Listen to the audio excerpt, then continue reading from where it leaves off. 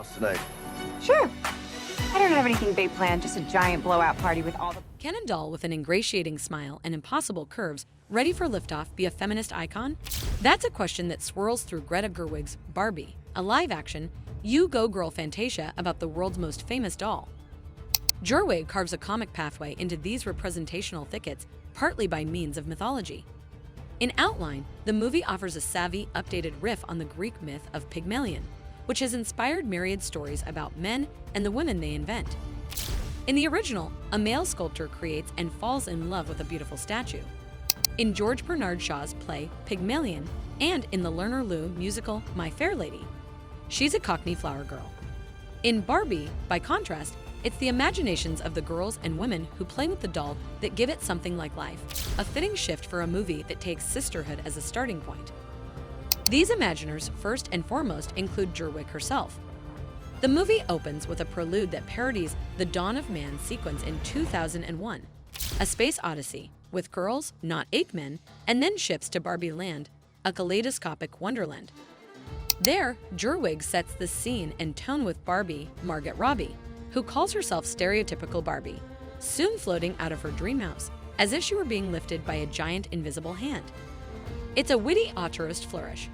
The Mattel brand looms large here, but Gerwig, whose directorial command is so fluent she seems born to filmmaking, is announcing that she's in control.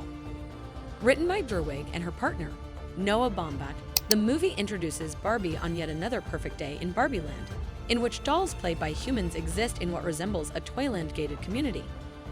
There, framed by a painted mountain range, Barbie and a diverse group of other Barbies roll, living in homes with few exterior walls. With their flat roofs, clean lines, and pink decor, a spherical TV, Eero Saarinen-style tulip table and chairs, the overarching look evokes the era when Barbie first hit the market. It's very Palm Springs, circa 1960, an aesthetic that could be called bubblegum mid-century modern. Gerwig has fun in Barbie Land, and in her role as a friendly playmate, she works hard to ensure you do too. She takes you for a leisurely spin, cranks the tunes, stages some old-school, Hollywood-style musical numbers, and brings in those eternal sidekicks, the Kens, with a scene-stealing Ryan Gosling chief among them. The production design, Sarah Greenwood, and costumes, Jacqueline Duran, offer ticklish pleasure but also underscore this place's artificiality. Barbie et al. Are of our world and not, existing in a plasticky paradise that proves less hospitable when she begins having un-Barbie thoughts and experiences. She thinks of death, and then her feet, which are molded to fit high heels, go flat. This change to Barbie's body is played for laughs. The other Barbies are horrified, but it's crucial to the plot and to Gerwig's intentions. Once Barbie's feet touch the ground, she seeks advice from a misfit version of the doll, the invaluable Kate McKinnon, who prescribes Birkenstocks and a trip to the real world. Soon, Barbie, with Ken riding shotgun, journeys into something like reality. That they land in Los Angeles reads like a puckish joke.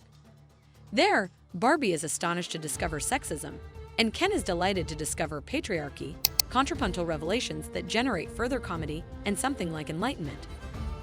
Gerwig handles the transition between realms smoothly, but even in this bouncy, happy movie, reality proves a bummer. It's amusing when Barbie points out a billboard filled with women, mistaking them for the Supreme Court because that's what the court looks like in Barbie Land, just with more pink. She learns how wrong she was, which is to Gerwig's point. But the weight of our world, emblematized at least for this viewer by the real court's overturning of Roe v. Wade, proves unbearably heavy. However politically sharp, the gag is an unpleasant reminder of all the profoundly unfunny ways in which this world, with its visible and invisible hands, tries to control women, putting them into little boxes. Gerwig handles the transition between realms smoothly, but even in this bouncy, happy movie, reality proves a bummer. It's amusing when Barbie points out a billboard filled with women, mistaking them for the Supreme Court because that's what the court looks like in Barbie Land, just with more pink. She learns how wrong she was, which is to Gerwig's point. But the weight of our world, emblematized at least for this viewer by the real court's overturning of Roe v. Wade, proves unbearably heavy. However politically sharp, the gag is an unpleasant reminder of all the profoundly unfunny ways in which this world, with its visible and invisible hands, tries to control women, putting them into little boxes. When a girl plays with Barbie, she imagines everything she can become. a 2015 Mattel ad promised during a period of sluggish sales. Its Fashionistas line introduced new facial shapes, eye colors, and skin tones, followed by petite, curvy, and tall versions, a diversity that has paid off. In 2019, Mattel announced that this Barbie movie was going forward with Robbie as the star. As a performer, Robbie always pops on screen, and her turn here as a classic blonde bombshell who has more going on than that sexist stereotype suggests is charming and subtly phased. You can see the light turn on gradually behind her eyes.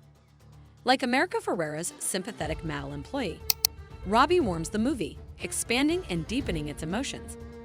That's particularly necessary because Ken's comic obtuseness and art, as well as Gosling's deadpan and boy band dance moves, recurrently draw attention away from the actress and her character. However narratively motivated, this upstaging of Barbie effectively suggests that only the Kens of the world need their consciousness raised. The real world may initially bewilder Barbie, but she figures it out. That's just what you'd expect given that Mattel partnered with Warner Bros. For this movie and is banking big on it. For her part, Gerwig figures it out by vibing on joy, tapping into nostalgia, showcasing her large cast: Will Ferrell, Issa Rae, Simu Liu, Dua Lipa, Helen Mirren, Michael Cera, etc., and, for the most part, dodging the thorny contradictions and the criticisms that cling to the doll. And while Gerwig does slip in a few glints of critique, as when a teenage girl accuses Barbie of promoting consumerism, shortly before she pals up with our heroine, these feel more like mere winks at the adults in the audience than anything else. Like Air, Ben Affleck's recent movie about how Nike signed Michael Jordan, as well as other entertainments tethered to their consumer subjects, Barbie can only push so hard. These movies can't damage the goods, though I'm not sure most viewers would want that. Our brands ourselves after all. That said, Gerwig does much within the material's inherently commercial parameters, though it isn't until the finale, capped by a sharply funny, philosophically expansive last line, that you see the Barbie that could have been. Gerwig's talents are one of this movie's pleasures, and I expect that they'll be wholly on display in her next one. I just hope that this time it will be a house of her own wildest dreams.